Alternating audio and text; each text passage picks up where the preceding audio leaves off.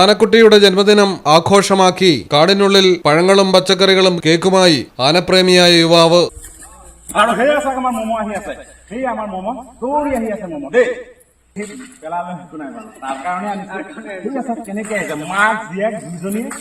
মানে বলিয়া হৈ গৈছে।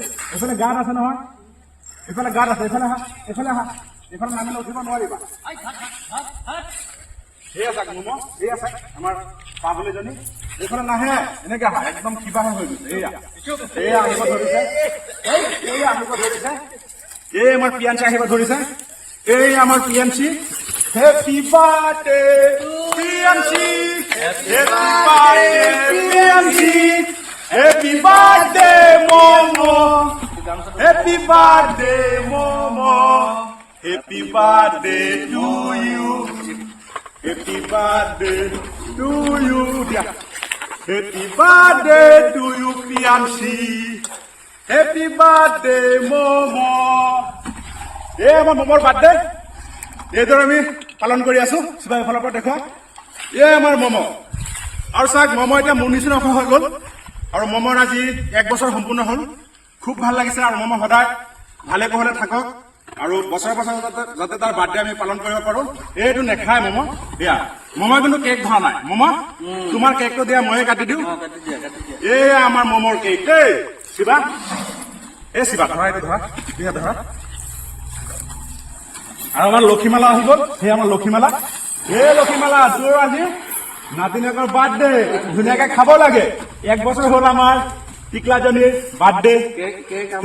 অসমবাসীয়ে আমাৰ প্ৰিয়াঞ্চিক আশীৰ্বাদ কৰিব, ধুনীয়া সদায় ধুনীয়া হৈ থাকে, সদায় ডাঙৰ দীঘল হৈ থাকে, সেয়ে বিচাৰো।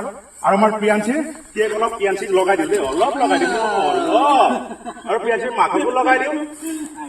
আমাৰ কাঞ্চিক লগাই দিওঁ, গা ধুব দেই। আইতাকো অলপ লগাই দিওঁ ন। অ আইতা, তুমি আইতা হলা আৰু বেছি নলগাও ইমানখিনি।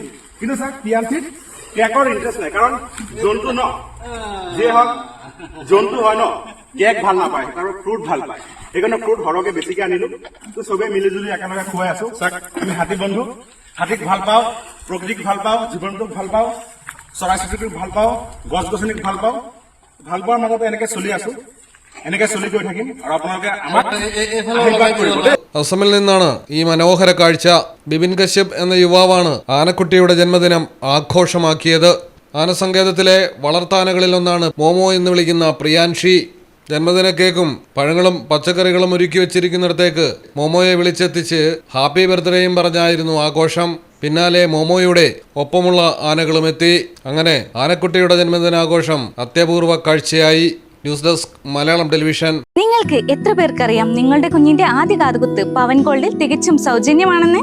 എന്നാൽ പത്തരമാറ്റ തിളക്കത്തോടെ 10 വർഷമായി പവൻ ഗോൾഡിൽ ആദ്യ കാതുകുത്ത് തികച്ചും സൗജന്യമാണ്. മാത്രമല്ല പരിചയസമ്പന്നരായ ലേഡി സ്റ്റാഫുകളാണ് നിങ്ങളുടെ കുഞ്ഞുങ്ങൾക്ക് കാതുകുത്തുന്നത്. പവൻ ഗോൾഡ് തിരൂർ.